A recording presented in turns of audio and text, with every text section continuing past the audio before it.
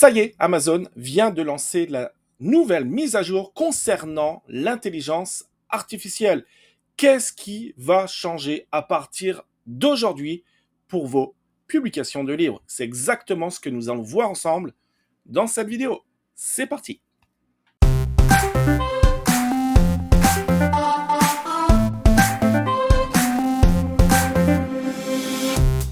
Alors tout d'abord, je suis extrêmement heureux de faire cette vidéo, de vous expliquer ce qui va changer à partir d'aujourd'hui par rapport à l'IA. Aussi, vous le savez, c'est une nouvelle chaîne YouTube, KDP Stratégie, anciennement KDP France. Donc, abonnez-vous pour nous, c'est très important, likez la vidéo. Et surtout, ce qu'on veut, ce qu'on aimerait avec Sophie, c'est de nous mettre un commentaire par rapport à l'intelligence artificielle. Est-ce que vous l'utilisez ou pas? On est très curieux, donc mettez-nous tout ça en commentaire. Alors, déjà, si jamais vous publiez un livre ou que vous êtes sur le point de le faire, ben vous avez vu qu'à la page 2, en fait, lors de la publication de votre livre, vous avez une nouvelle section qui vient tout juste de sortir qui s'appelle Contenu généré par l'IA. Avant de vous expliquer donc la partie texte, image et traduction, petite parenthèse, à savoir personnellement ce que je pense de l'IA. Je pense que l'IA peut être réellement une très très bonne chose. Par contre, il faut l'utiliser avec des pincettes. Il faut l'utiliser de façon modérée. On ne peut pas exploiter l'IA pour une grande partie de nos livres. Ça ne fonctionne pas. Je suis persuadé, énormément persuadé, qu'il y a beaucoup de gens qui pensent gagner de l'argent facilement. D'ailleurs, on a déjà vu, j'ai rigolé, mais on a déjà vu des vidéos YouTube circuler sur ce sujet, justement. Mais je pense qu'il y a des rigolos qui pensaient gagner de l'argent en un clic grâce à l'intelligence artificielle. La vie ne fonctionne pas de cette façon.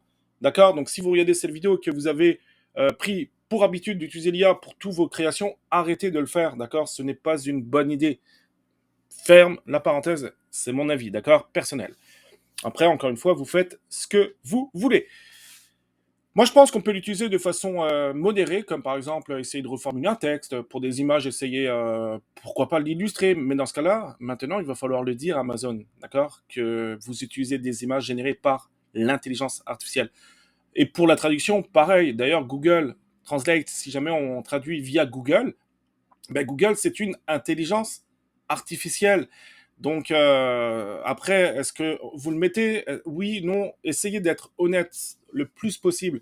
Parce que Amazon, si jamais il voit que vous utilisez l'intelligence artificielle et qu'il détecte, il y a des IA qui contrôlent les IA, etc. Ça se détecte, on le sait, il y a des bots, il y a des robots qui vont détecter que vos créations sont faites par l'IA, puis là, vous pouvez avoir votre compte malheureusement clôturé par Amazon.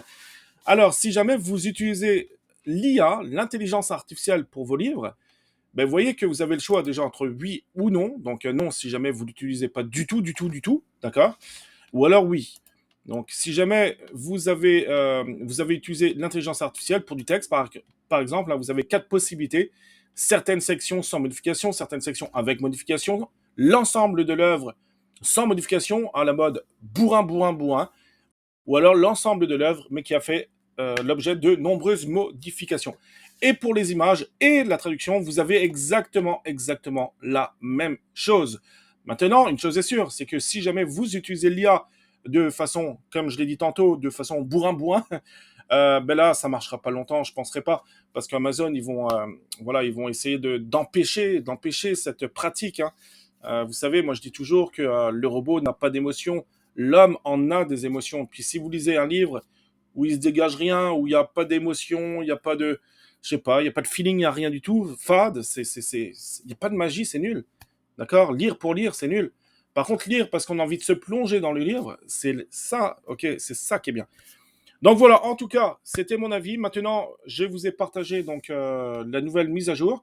N'oubliez pas également, très important, de lire le paragraphe concernant l'utilisation de l'IA. D'ailleurs, même, je dirais, tout ce qui est règles, etc., c'est très important d'être toujours mis au courant, je dirais, des choses qui changent et du règlement au niveau d'Amazon KDP. Voilà, c'est tout pour moi. Mon nom est Nicolas. Bienvenue tout le monde, encore une fois, dans KDP Stratégie. Début octobre, il y a les coachings de groupe qui reprennent. Coaching de groupe en live via Zoom ou alors il y aura des replays.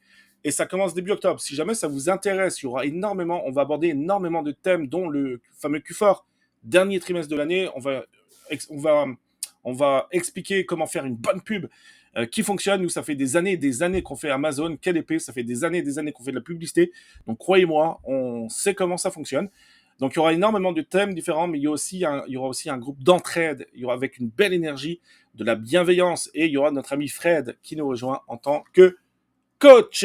Merci beaucoup, prenez extrêmement soin de vous. Nous, on se dit à très, très bientôt.